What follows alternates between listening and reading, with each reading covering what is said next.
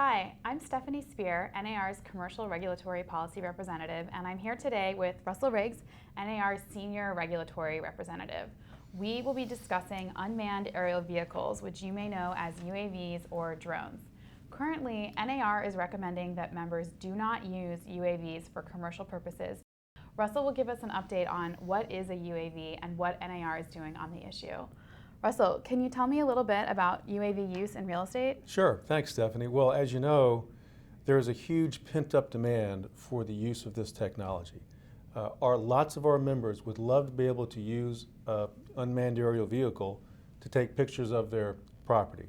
But as Stephanie just said, at the current time, the FAA has prohibited the use of this technology for commercial purposes. Can you tell me about the size of the UAV and what they can be used for? I mean, you're talking about a fairly small machine, under 55 pounds.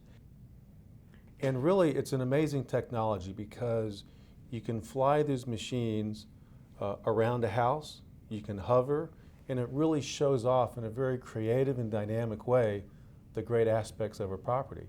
You can also use them to take very similar pictures of a large office building or even a large mall if you're selling commercial property. So there are a lot of legal and regulatory issues on the topic. What is NAR doing to address the challenges here? Right. Well, there is lots of discussion about regulation of small unmanned aerial vehicles. We have been engaging with the FAA on a number of different levels to make sure they understand that our members want to use this technology and can use it, but want to use them in a very safe and responsible manner. We have engaged a consultant to help us navigate the bureaucracy of the FAA. We've also joined a coalition and an FAA working group to continue our education of the FAA to make sure they understand our unique concerns and perspectives in this area. What sort of issues is NAR focusing on in terms of what's important to realtors and what's important to the FAA? Right. Well, the two main areas are safety and privacy.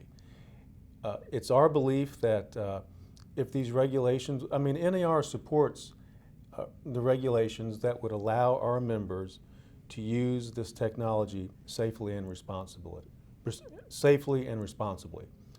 We believe that this technology can help enhance their business and also add value to the real estate transaction.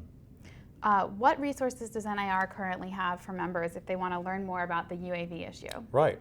Well, we have just put a web page on realtor.org. It just went live this week, and it has all the information about what we're doing from an advocacy perspective with the FAA. There's going to be a education session at our annual convention in New Orleans that will again talk about the various regulatory, legal, and legislative aspects related to UAV use.